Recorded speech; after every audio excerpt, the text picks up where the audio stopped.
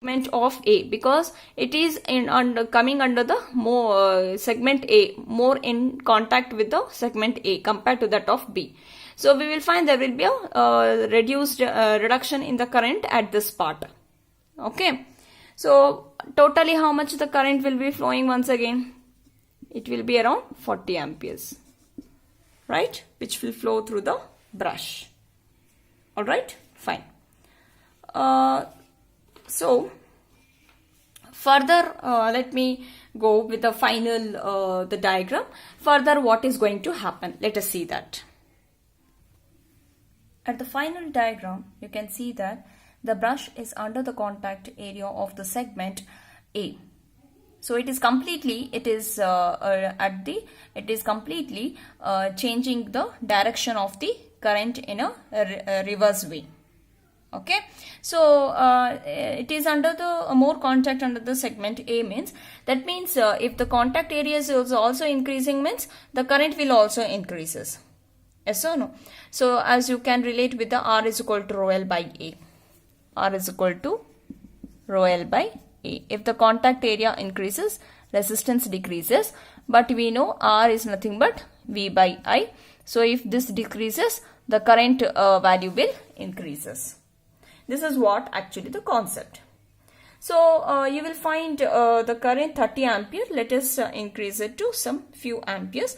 So it may go to the 35 amperes. So 35 amperes of a current will be flowing. But still I want the current carrying by the brush will be still 40 amps. So what will be the remaining current which is coming from when it is getting shifted to the from this point to this point? So there will be a jump of the that is a jump directly from the segment B to the brush through air. So it is going to produce some spark.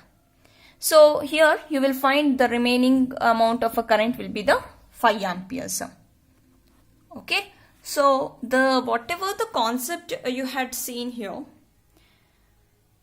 the first concept, second, you can see the moment of all, you can see the contact of the brush with the segment with a different contribution.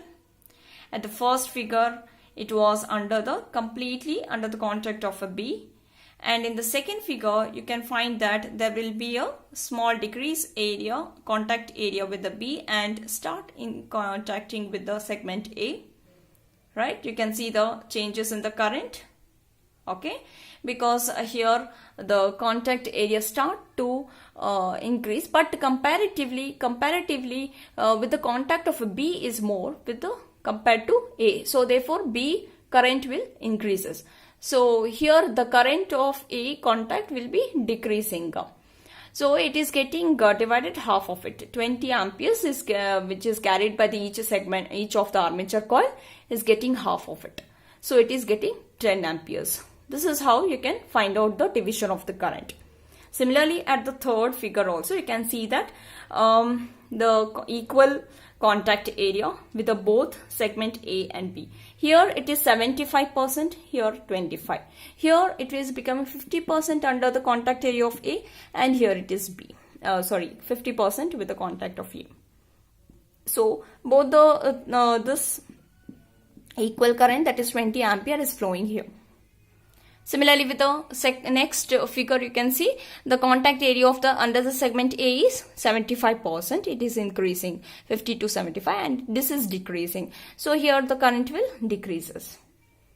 Okay. Similarly, if you can also understand by this concept, basic concept with the R is equal to rho L by A concept, whether the contact area increases, the resistance decreases, and when the resistance decreases, current increases. So that means when the area of a contact increases, current will increases. If it decreases, if the area of a contact decreases, current will decrease. Okay, so you have to see that how much the contact area is being covered by this segment with the brush. So at the final stage, you will find what was the first stage. The brush was under the contact of the B segment. It is getting shifted to the A segment. But still the total current will be the 40 amperes only to the brush.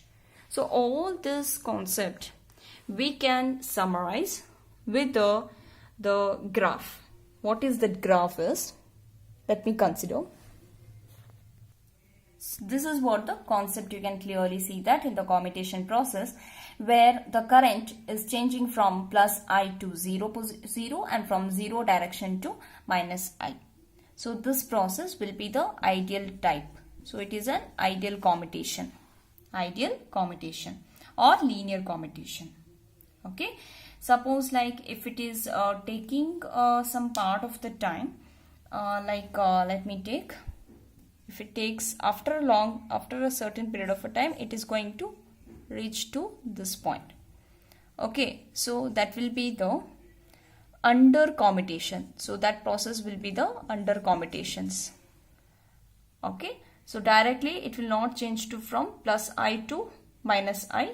So after, because due to the spark initiation, you can see that this is mainly due to the spark initiation, you will find there's some drop of the current will be there, that is 5 amperes of a current.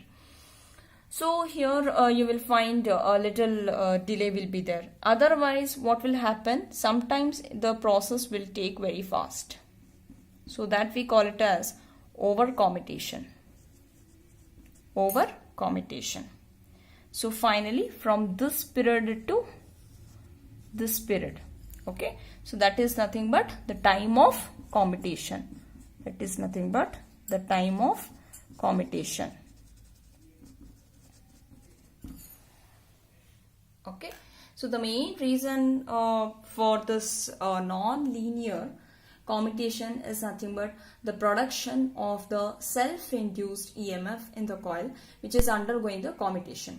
Because as the coil will have some part of the significant amount of a self-inductance. Okay, so actually what I am going to convey you that during a non-linear commutation, we will find there will be a spark initiation which is going to take place, right? So that is mainly there will be a presence of a self-induced EMF in the coil, which is some part of a self-induced EMF is there. Now let us find out what will be that value of a self-inductance, okay, which is creating a non-linear commutation. Okay. So the commutation, so the delayed commutation is mainly due to the self-induced EMF. So the delayed commutation is mainly due to the self-induced EMF which is present there in the coil. So that EMF which is induced in the coil is undergoing the commutation can be calculated as follows. So let me take the WB be the brush width in centimeter, and Wm be the width of the mica insulation in centimeter, and small v is the peripheral velocity of a commutator segment in centimeter per second. Then what will be the time of commutation? Time of commutation is nothing but it is a difference with the WB minus Wm divided by small v, right? So here if the current I is the current which is flowing through the conductor, okay, then the total change during the commutation will be taking place from I difference with the minus I, which is equal to 2 times of I. So therefore we can write that the self-induced EMF or the self-induced voltage is equal to L, which is nothing but it is the di by dt. So 2 times of I divided by the Tc. Okay. Now the self-induced voltage, when you consider for the sinusoidal part, so you can see that it will be around 1.11 times. Okay. So we can write that this value which you are going to get. Okay. So usually for the sinusoidal type of a commutation, we have to multiply this will be L into di by dt. Self-induced EMF will be the L into di by dt. So here this will be for the linear type, and if you want it for the self-induced EMF for the sinusoidal one, we need to multiply with the 1.11. It's nothing but the conversion of the RMS value with the maximum peak value. Thank you all for watching this video.